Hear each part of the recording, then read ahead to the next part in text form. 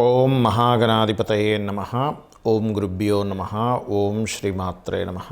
పరమేశ్వర స్వరూపమైనటువంటి జ్యోతిష, వాస్తు మరియు ఇతర అనేకమైనటువంటి శాస్త్రములను మనకు అందించినటువంటి మహర్షులకి నమస్కారం. హయగ్రీవ హయగ్రీవ హయగ్రీవేతి యో వదేత్తస్య నిస్సరతే వాణి జనుకన్యా ప్రవాహవత్. అరుణాం కరుణాతరంగితాక్షీం ధృతపాశాంకుశపుష్పబాణచాపాం అనిమాదిభిరావృతాం మయూకైః అహమిత్యేవ విభావయే భవానీం. శ్రీమాత్రే నమః. ప్రేక్షకులకి ఆ లలితాంబిక అమ్మవారి యొక్క అనుగ్రహం పరిపూర్ణంగా కలగాలని మనస్ఫూర్తిగా కోరుకుంటూ మనం ఈరోజు చెప్పుకోబోయేటువంటి టాపిక్ ఏదైతే ఉందో, ముఖ్యంగా ఈ యొక్క అక్టోబర్ మాసంలో 1వ తేదీ నుంచి నెలాఖరి వరకు ఉన్నటువంటి గ్రహస్థితి ఏ విధంగా ఉంది అని ముఖ్యంగా ముందుగా చూసుకున్నట్లయితే, ఈ యొక్క మాస ఫలితాల్లో కుజుడు మిథునంలోని, అదేవిధంగా గురువు వృషభ రాశిలోని మనకి ఈ అక్టోబర్ మాసంలో 10వ తేదీ నుంచి గురువు వక్రిస్తున్నాడు చెప్పాలంటే. అదేవిధంగా అక్టోబర్ 20వ తేదీ నుంచి కుజుడు నీచ పొందుతున్నాడు, గుర్తుపెట్టుకోండి. అదేవిధంగా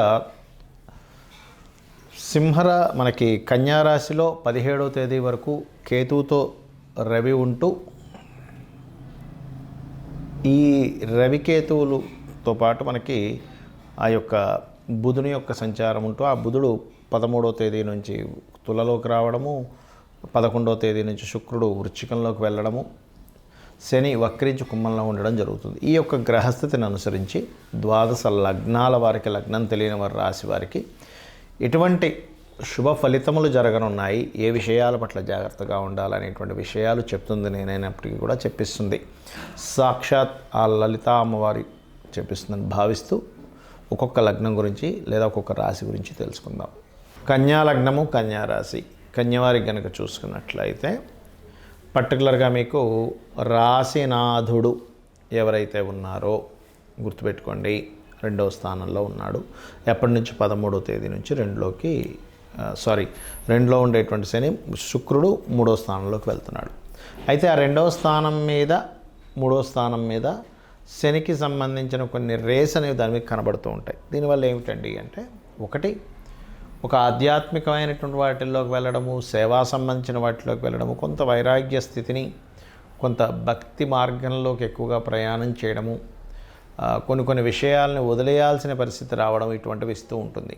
కాకపోతే ఇక్కడ ఇది ఫైనాన్షియల్ గ్రోత్ కూడా ఇస్తుంది. ఎప్పుడైతే శుక్రుడు 2లో నుండి 3లో వెళ్తున్నాడో, అయితే 2వ స్థానంలో శుక్రుడు ఉండడము, ధనాధిపతి లగ్నాధిపతి కూడా 2లోకి వెళ్ళడము, వీటి వల్ల ఏంటంటే కొన్ని మీడియేటింగ్స్, కొన్ని చూడండి మీడియేటింగ్గా ఉండడము ఇట్లాంటివి ఉంటాయి.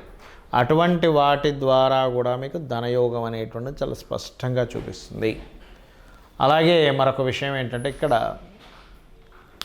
మీకు భూమికి సంబంధించిన వాటి మూలంగా ధనయోగం చూపిస్తుంది. కాకపోతే కొన్నిసార్లు అసహనం వల్ల, ఎప్పుడైతే లగ్నంలో కేతు ఉన్నాడో, కొన్ని విషయాల్లో ఎండింగ్ వరకు వెళ్ళి అక్కడ అసహనాన్ని మనం ప్రకటించి వెనక్కి వచ్చేస్తూ ఉంటాం. అబ్బాయి నేను ఇంక వెయిట్ చేయలేను, నేను ఇంక ఉండలేను, నా వల్ల కావట్లేదు. బికాజ్ ఆఫ్ కేతు వైరాగ్యానికి కారకుడు, అటువంటి ఫలితాలను ఇస్తూ ఉంటాడు. కాబట్టి ఈ రవి కేతువుతో కలిసి ఉన్నందుకు కొన్నిసార్లు విదేశీ యోగాలు కలిగినప్పటికీ అక్కడ దాకా వెళ్ళి నాకు వద్దు, నేను ఉండను, వెనక్కి వచ్చేస్తాను అనేటువంటి ఆలోచన కలిగి ఉండడము, ఆ యొక్క యోగాన్ని కూడా వద్దనుకోవడం, ఇట్లాంటివి జరుగుతుంటాయి. బికాజ్ ఆఫ్ కేతు గొప్ప వైరాగ్యానికి, భక్తి యోగానికి కారకుడు. కాబట్టి ఈ యొక్క మాసంలో కాస్త భూమి మూలంగా ధనయోగాలు అది ఉన్నాయని చెప్పుకోవచ్చు. కాకపోతే కొంత ఘర్షణ, కొంతమందితో శత్రుత్వం ఏర్పడడం కానీ, పోటీగా వెళ్ళడం కానీ, కొంత మొండిగా కొన్ని పనులు చేయాలి ఎలాగైనా సరే అనేటువంటి కొంత మొండి వైఖరితో, కొంత మీరు అప్పు తీసుకున్న వాళ్ళ దగ్గర కానీ, మీరు అప్పు ఇచ్చిన వాళ్ళతో కానీ కొంత స్ట్రెస్ పెరగడం కానీ, ఇవి ఎక్కువగా చూపిస్తున్నాయి. అయితే మార్కెటింగ్ రంగాల్లో ఉండేటువంటి వారికి కొత్త అవకాశాలు వస్తాయి, అందులో ఎటువంటి సందేహం లేదు.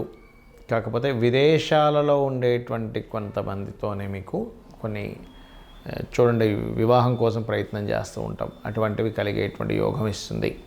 కాకపోతే లగ్నంలో కేతువు రవి ఉన్నందుకు కొద్దిగా ఎవరైనా కొంచెం ఈ హార్ట్ రిలేటెడ్ పేషెంట్స్ ఉన్నటువంటి వారు, లేదా గవర్నమెంట్కి సంబంధించినటువంటి భూ సంబంధించినటువంటి విషయాల్లో గవర్నమెంట్ ఏదో ల్యాండ్ ఇస్తా అన్నది ఇప్పుడు ఇవ్వట్లేదనో లేనట్లయితే తండ్రి యొక్క ఆస్తికి సంబంధించిన విషయంలో 12వ అధిపతి రవికేతుతో ఉన్నందుకు ఆ యొక్క విషయాల్లో చిన్న చిన్న తప్పిదాలు జరుగుతాయి మీకు తెలియకుండా. అవి కొంచెం చూసుకొని రెక్టిఫై చేస్తూ ఉండండి. ఎక్కువగా వెంకటేశ్వర స్వామి యొక్క నామస్మరణ చేయండి. రోజు నిత్యము కూడా గణపతి ఆరాధన చేయండి. గోలు క్యారెట్లు బెల్లము తినిపించండి. అన్ని విధాలా బాగుంటుంది. ఈ నెల 20వ తేదీ నుంచి కుజుడు నీచ పొందుతున్నాడని చెప్పుకున్నాం. అయితే ఇక్కడ చాలామందికి జాతకం ఉంటుంది, వాళ్ళకి డేట్ ఆఫ్ బర్త్ రాస్తారు, కొంతమంది రాయరు. పలానా లగ్నం అని కానీ నక్షత్రం అని కానీ రాశి అని కానీ తెలియదు. మరి తెలియని వాళ్ళ పరిస్థితి ఏమిటి చూసుకున్నట్లయితే మీరు నవగ్రహాలలో కుజ శని గ్రహాల దగ్గర దీపారాధన చేయండి. గోశాలకు వెళ్ళి గోవులకి క్యారెట్స్ బెల్లము తినిపించండి. ఎందుకంటే మీ యొక్క జన్మజాతకంలో గనక కుజశనుల యొక్క సంబంధం ఉంది అంటే ఎలాగా కుజశనులు కలిసి ఉండడం కానీ, కుజుడు రాశుల్లో శని, శని రాశుల్లో కుజుడి పరివర్తనా యోగం ఉండడం కానీ, లేనట్లయితే ఒకే రాశి సంబంధం అంటారు. అంటే చూడ్డానికి అవి వేరువేరు రాశుల్లో ఉన్నట్టున్న ఏకరాశి సంబంధం అంటే ఎలాగా సింహము కర్కాటకంలో ఉన్న లేదా మనకి మిథునము కన్యా రాశుల్లో ఉన్న ఈ రెండు బుధరాశులే.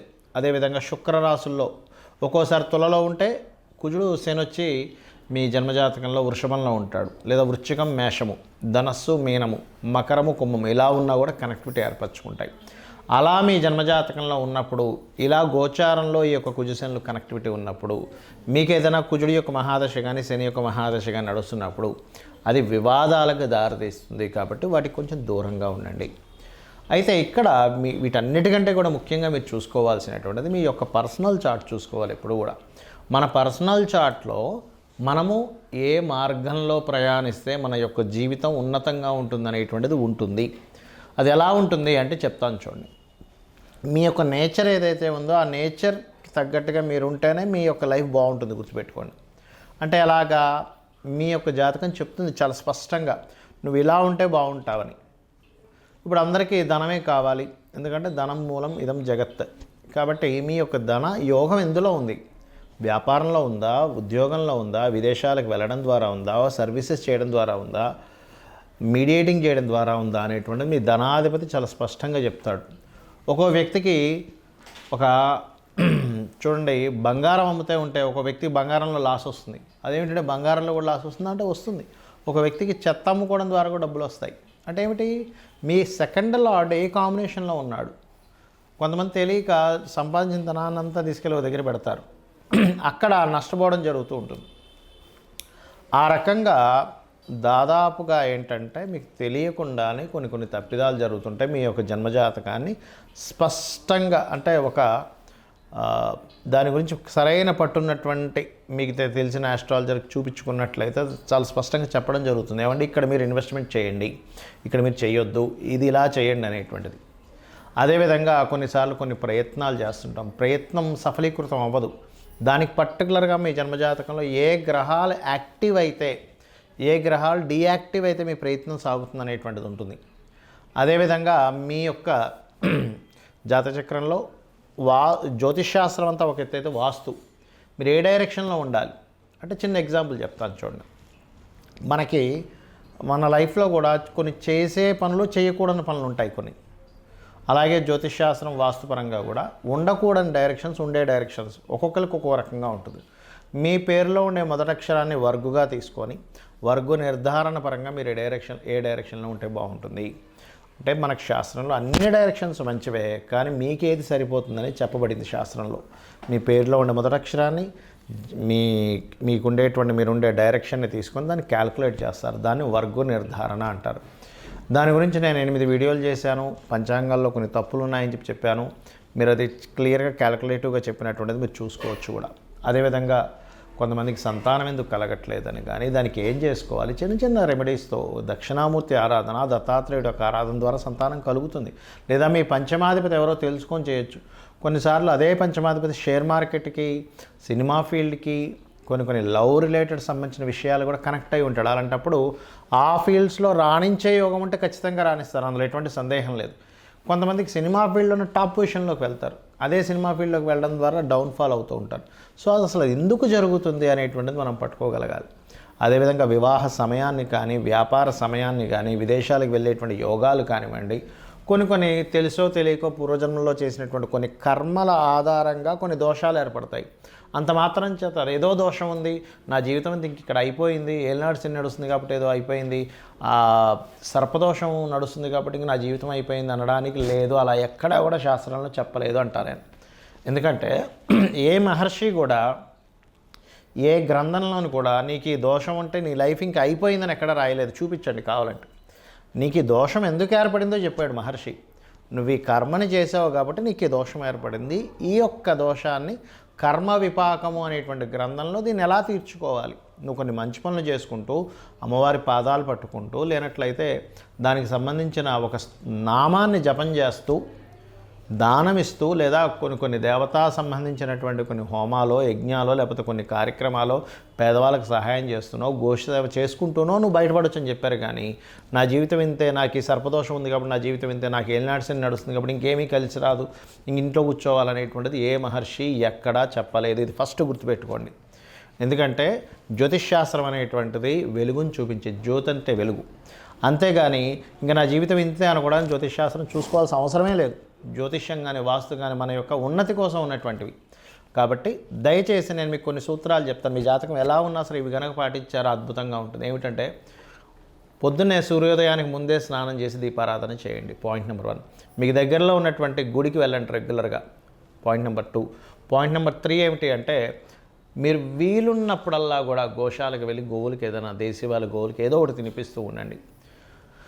4వది, మీకు తోచిన సహాయం పేదవాళ్ళకి ఏదో ఒక రూపంలో ఇస్తూ ఉండండి. ఇది మీకు చాలా, లేదా పక్షులకి, జంతువులకి ఏదో ఒకటి తినిపిస్తూ ఉండండి. 5వ పాయింట్ ఏంటంటే, వీలున్నప్పుడల్లా 4 డబ్బులు ఉన్నప్పుడు క్షేత్ర దర్శనం చేయండి. ఏ క్షేత్రంలో ఏ గంధర్వుడో, మహర్షో, లేకపోతే యక్షుడో, ఏ సిద్ధుడో మీకు తెలియకుండా సూక్ష్మ రూపంలో ఉంటూ మీ యొక్క కర్మను తొలగించేటువంటి యోగం మీకు పడుతుంది.